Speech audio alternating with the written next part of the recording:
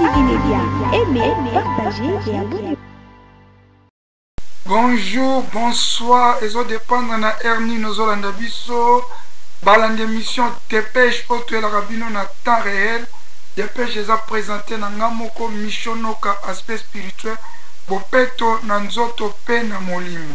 Toko fungola dépêche na biso lelo, na bandal kuna ezaki akoyinda, ba braker ba kotaki na bank moko, na Western Union, pona koyiba mbongo, kasi police a découvert ki bango neti kaka na système film nigérien ba braqueur balobi bako bima na banque te bakangi ba otage na kati ya banque balobi soki police encercler bango bako boma tous les otages kasi police a insisté ki kaka yo ebi kaka police asali musala ne na FARDC bakangaki ba braqueur wana pe ba liberaki ba otage mais selon mes formations ba musuba ba ke ba braqueur bakimi.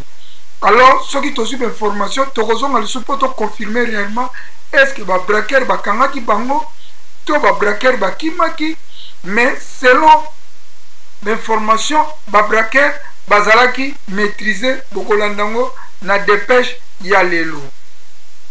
Guerre contre ba M23 ba chef d'état-major nyonso ya Sadek bakomaki na Goma lelo. Mission na bango bakomaki na Goma koluka stratégie militaire pona kosilisa guerre pona libela pe ba o ba déplacer de guerre bazonga na bandako na bango na kimia. Kasi kokoma bakomaki na colline place ba M23 bazali ko contrôler ba M23 ba betaki 3 obi oyo esiblaki ba blindé ya Sadek kuna na sake o ezalaki kosala patrouille malheureusement dégâts moko esalamité kasi biso na commentaire tokoloba boye tosepeli ndenge ba chef d'état-major nyonso ya Sadek baye ya Burundi ya Tanzanie ya Afrique du Sud bamboka nyonso tu ya Sadek baye bokomona ngo na video kasi biso tosengi ezala koya na bango eye pona kosilisa guerre ezala lokola ba force ya EACT. Affaire Cheribe Okende oyo akufaki biso nyonso toyebi babomaki ete mais lelo procureur général près ya cour à cassation asali conférence de presse apesi conclusion na ye alobi ke monsieur Cheribe Okendo akufaki na suicide donc elingi koloba ke monsieur Cheribe Okendo ami bomaki ye moko mais epesi polémique na réseaux sociaux partout bat musuba ba koma mi boma ye moko ami beta 3 bali ye moko ami boma ba musuba lobi ke ami boma ye moko beti bali na kati ya voiture na ye abimi akoti na voiture ami bomi confusion totale selon procureur moto mtazo pesa vie na ye yango tokosala émission moko spéciale lobby vendredi na 21h et kozala téléphone ouvert pour na batu ba pesa ba avis na bango. Kuna na mboka Canada na ambassade ya Amérique ba congolais ba manifestaki liboso ya ambassade ya Amérique. Kuna na Canada kasi confusion ezalaki ba mususu balobi ezali liboso ya ambassade ya Amérique na Belgique mais tokoloba bien que ezali liboso ya ambassade ya Amérique na Canada. Ba américain o bayaka musala na tongo yango bakutaki ba congolais bazali koyemba banzembo patriotique bazali kofinga mokonzi ya baaméricain Biden kasi bayokaki soni babaluki bakimi biso tokoloba kaka sali tosalue courage biso tokosalue kaka courage ya bacompatriote congolais atelema malgré gouvernement na biso aza kodecevoir biso kasi peuple congolais aza déterminé ya kosisa bitumba oyo.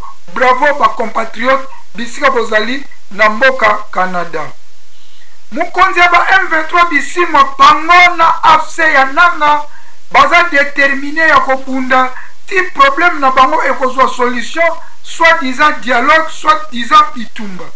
Kasi biso tokobakisa bo selon ndenge na landi discours wana oza komona aza lisusu na silence ya bitumba ba M23 te c'est que ba komi na suka Président Félix soka telemi na peuple congolais na si bitumba oyo ekosila pona libela parce que soki bolandi discours na ye détermination ezali lisusu te tokolanda biso na bino mpe bokosala bacommentaire na bino na dépêche ya lelo.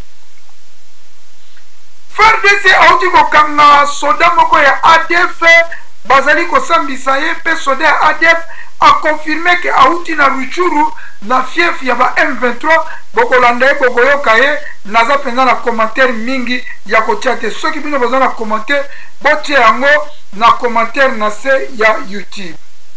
Président Félix Tshisekedi azalaki na Ngola mpona konegosie koluka kaka kimia kasi na kimia wana basengi akuta na Paul Kagame kasi président Félix Tshisekedi apesi 3 conditions pour akuta na Paul Kagame. Condition liboso asengi cantonnement ya ba M23 babima bacantonne bango esika moko.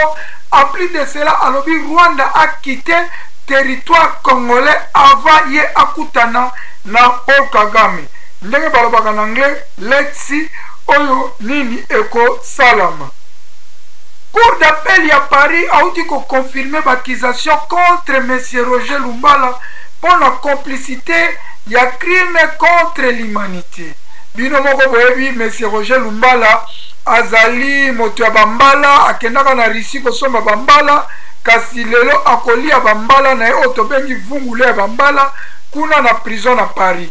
Kasi ayebaka ke na Paris kuna atokwei maladi atolobi boye ndenge toza komona ba scenario wana na Kinshasa kuna ba evacuaka batu te bakotraite okaka na kati ya prison to bake na ono hôpital soko sisi ozongi prison obo evacue nga na kene mama yemo na kene clinique ngaliema.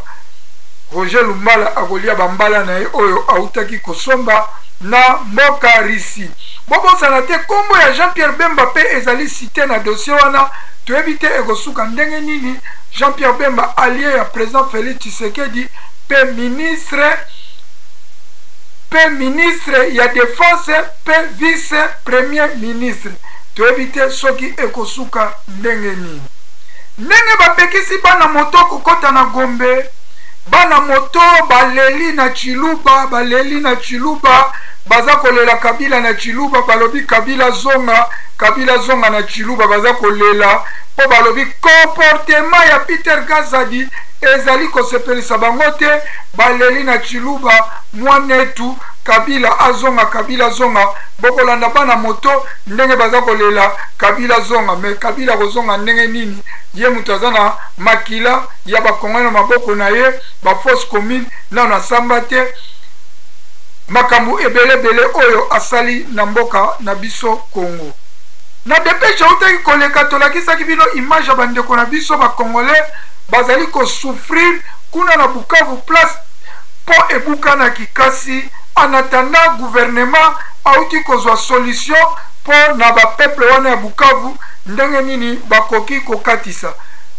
Biso tokotiaka ko commentaire gouvernement oyo ezali en attendant sala point ya kitoko mbongo eza na Kongo wana toza koyoka bato baza koyiba ba million bo débloquer mbongo na trésor public bo sala point malamu mais quand même bravo ndenge bozwi solution ya rapide. Tokosukisa na image ya Burna Boy akoti lisusu na histoire ya musique africaine azali premier artiste musicien africain ya kobeta na Centre Bell Arena na Montréal kuna na mboka Canada. Arena wana ezali na 23 000 places abeti yango pendant 2 jours. Félicitations na bonne arena oyo azali artiste africain azali kosala fierté Afrique mobimba surtout ya ba Nigeria pe ya Afrique anglophone. Tozali kozela pe faire gola na Fally Ipupa balongola défi wana pona Afrique francophone.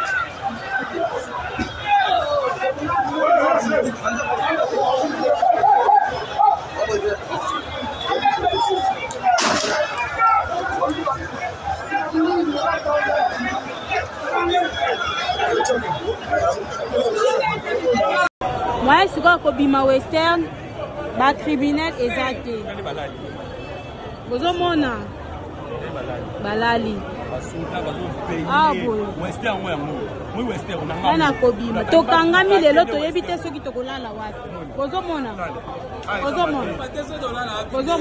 lelo toyo tokozonga bandako ndenge nini tala ndenge balali otala ndenge balali bambila baza partout. Mais cette fois-ci, je peux vous le dire, sans mâcher mes mots, que nous sommes déterminés à rester là, sur le territoire congolais, à nous défendre, à nous battre, jusqu'à ce que les problèmes soient résolus. Et qu'advienne, enfin, quel que soit ce que le monde dira, quel que soit ce que Kinshasa dira, nous sommes déterminés à résister et à trouver des solutions, s'il faut même par nous-mêmes, mais qu'il faut que cette situation-là prenne fin. Il faut que les causes des conflits soient réglées. Et nous allons les régler, soit avec le gouvernement congolais ou sans le gouvernement congolais. Le chef d'état-major général de l'armée tanzanienne, mon général, le détachement d'honneur de la 34e région militaire, garnison de Goma, rangé pour vous accueillir et vous rendre les honneurs à l'occasion de votre arrivée à Goma. Je vous invite à passer le détachement en revue. Le commandant de détachement, le colonel Moutetela Kapaya Durbe.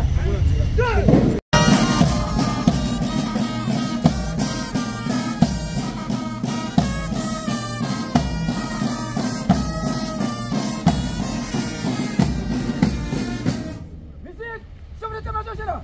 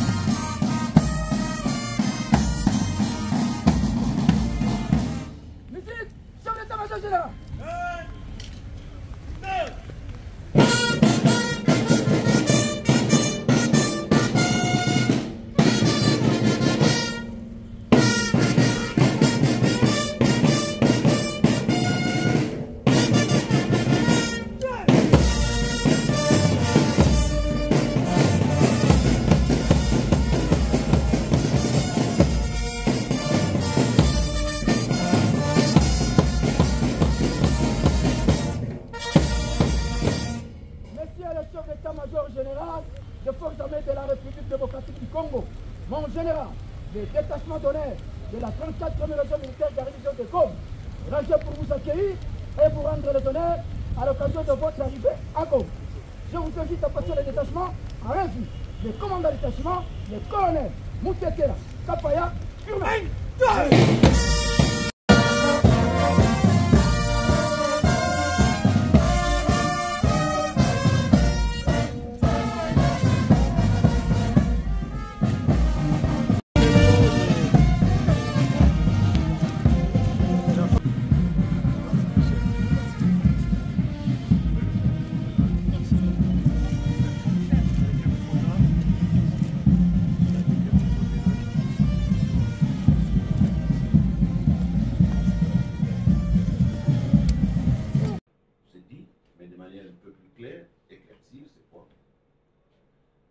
L'agenda trouvé dans le véhicule a eu ces mentions « Je suis au bout du rouleau ». Les pages qui ont suivi ont été arrachées. Par qui et pourquoi, et c'était en présence de la veuve, ce sont autant de questions que nous nous sommes posées. Et je vous ai dit, et c'est ça que vous devez retenir, que les enquêtes se poursuivent par rapport aux problèmes dont je tais présentement de vous livrer le secret. Quels sont les problèmes? J'imagine qu'une personne ne peut pas se donner la mort en dehors d'un problème. Est-ce que ces problèmes ont été commandités? Est-ce qu'il y a des gens, de manière lointaine, ont pu tirer les ficelles qui ont amené à ce que l'intéressé ou la victime puisse se donner la mort? Autant de questions qui restent encore à être éludées pour y trouver la réponse. Le procureur ne l'a peut-être pas dit, le véhicule s'est arrêté là où il s'est arrêté.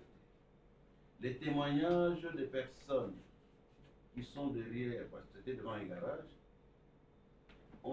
les témoignages ont révélé qu'ils ont entendu un cri, ou plutôt un coup, et ils sont venus directement pour trouver que le véhicule était stationné, qu'il y avait une personne à l'intérieur, parce qu'ils regardaient partout du devant, les autres vitres étant teintées.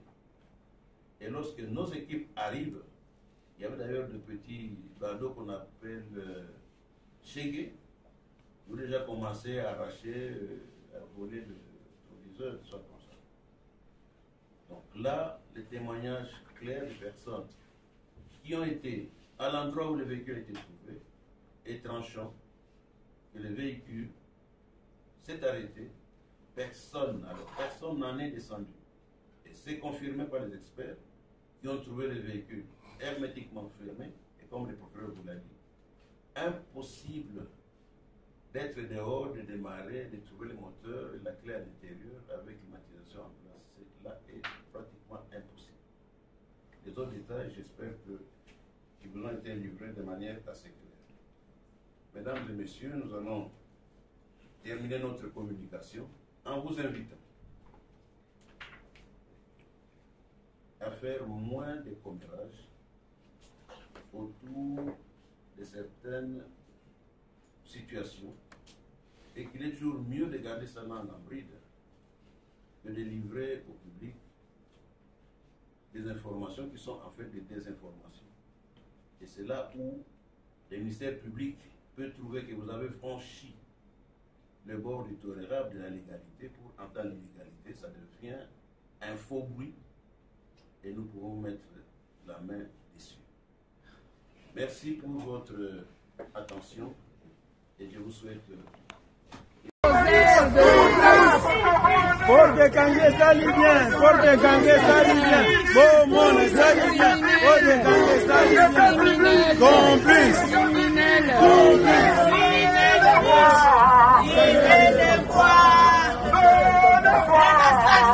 on a fermé la porte.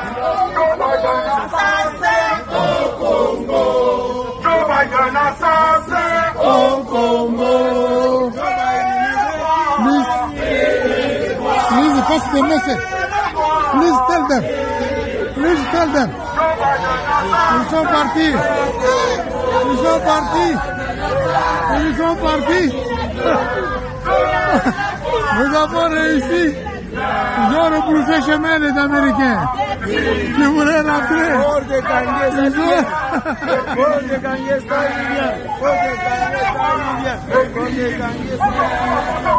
Les Américains sont venus. Ils ont rebroussé chemin. Ils ont rebroussé chemin. Ils ont rebroussé chemin. Au Congo. Au Congo. Au Congo.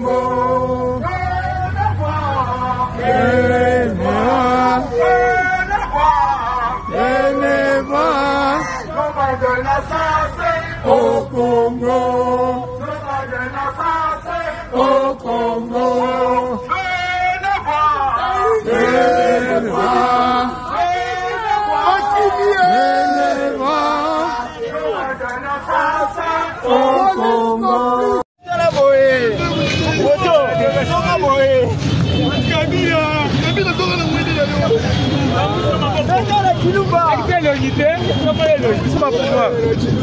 Ah, Babila!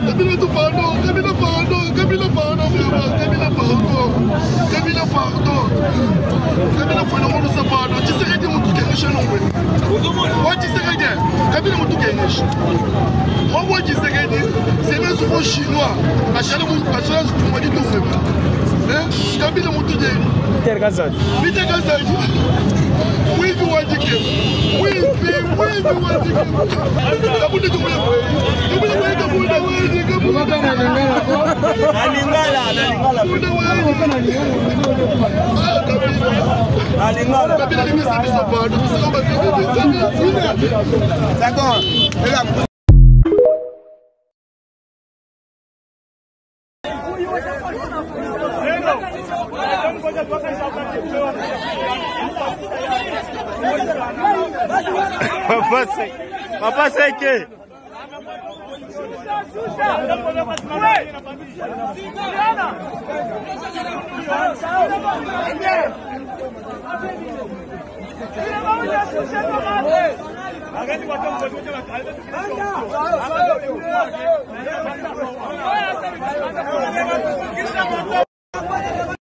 Bo, afadhali hapa sasa watu wanaanza pita.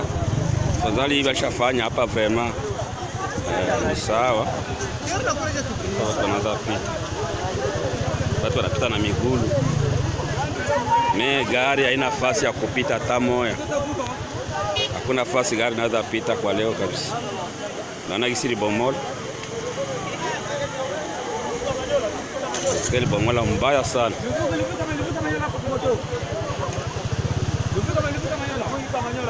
Hapa ni sawa. Hapa ni sawa, watu wanapita ni sawa. Kila mtu anataka kupita hapa.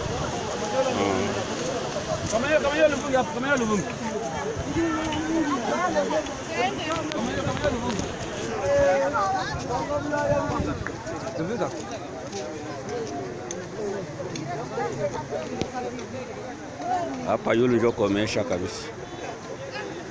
Ile nikaenda kutana njoo mko basi sawa mimi mali wanavala sana mimi. Hamna mtu aleta. Mseme kwa yengine kwa sasa yeye ndaona mtu aleta njoo nijikipona. Sasa walipona wapi? Kabla ya wapi? Nilishukia tu pale mvua nyesha. Nikabuka tu mduka. Bandipete pale. Pale kwa zisile pale. Nikabuka tu pale na nenda kuduka pale ndio wanakuona pale. Nikaikala tu mule nikabaelezea sasa gani natafuta kazi. Juu nilienda angalia hamna mtu aleta siwezi sema yeye. John niliona juu ameleta watu aleta omweni sema kweli na wazi yenye imenileta. Sasa mimi nakuuliza wakati ndio kwa Watanzania mtu ni wao ndani mko nao mko watu mko sasa mko wenye mko nao ni nani ni waadui ni wanani wengi unaona wewe bwana. Bo. Sie iko hivi. Bana tutumaka sasa tunaenda kwa barabara. Hatujui kama ni kwa dezetu wanaenda misio. Mkubwa anakuwa mbele tu tunaenda katupeleka. Sasa mkubwa wenu ni nani kwenye jina yake? Mimi niko escort ya Freddy CFM. CFM. Sasa wengine wanabakia wapi? Wengine kama wanabakia wapi? Iko kule tu rume kule nani? Na bombo wala kwenda wapi? Na huko municipality ya Beni. Sasa kupita Mazingi. Ndio pale jopo na Malenga. Jina lako nani? Jina lako nani? Papa, bati ana na kati nani na sambi sangane za pesi bati na kati tozi na mtrako. Kasereka Daniel Mbokani. Ya kupoli bananika silete papa. Iko njo Muhindo Vidanze Kanyere, mama Kanyere Clarisse. Unatumikia wapi sasa? Unatumikia wapi? Kutumika. Mnaopere wapi na wapi? Kwa mnafanyaga kazi yenu, sema mnaenda kwa mission. Mission. Iko tu nani fashi nditari ile kupita mavivi ile. Nani lele? Ido. Pale ndio kwa dama major. Ya politiki. Me na huko unaitika kika mimi mwanawaka kubatu. Kubatu? Sisi tulikuwa na dia hanja juu, sisi tulitoka kule Ruchuru na tuko kumze troa. Anasema tu sala kule Ruchuru sie ba mingi, tuende kwa Mubeni. Ndio banakia geuza huko mjo ekipe. Meba kubwa yetu mimi najua viko politiki na banonyana ADF. Bote be manakuwa kusi na bajua na ile magati simu tu. Bali kubakuba ko tiki. Hata karte simu ile ni ya mkuu. Bali iko ba ADF kila nimerenja kwa mmoja. Bale ba Silver. Babara vale vote ni yao. Kakule vale bapoi turi vale vote ni yao bana. Okay. Tosho mwingine jina yake Kakule. Yeye Kakule kwa montana. Mataximene yote. Sasa mama seti yako kwa wapi? Mashete za bwana mashete. Ziwa kuchunga. Usiogope. Nitaonesha tu kote kwetu tunaikala.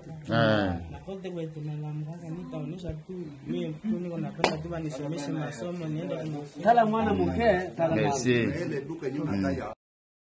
Pona lelo tosuki na dépêche partager Tchaba suggestion comme la biso na WhatsApp na biso soko emena noter partager parce que dépêche tu as toujours na temps réel information leki lelo buka lelo lamba lelo lia lelo dépêche lelo pona lelo tosuki eloko tolobaka ke eloko tokolobaka ke que la paix du Seigneur soit avec vous et que Dieu bénisse le Congo neto kutani na ba dépêche mususu yasima.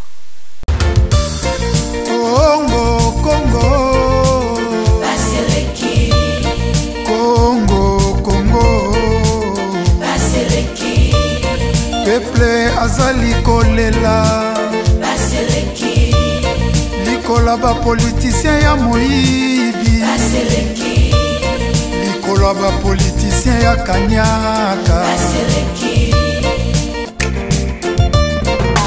likolo nyonso koyoka masakre na Beni Ituri minembwe kokende mikolo nyonso koyoka bayibi ba million na mboka banzela ezate dele sage mai ya microbe peuple azali kolela Baseleki Active Media, aimez, partagez et abonnez-vous.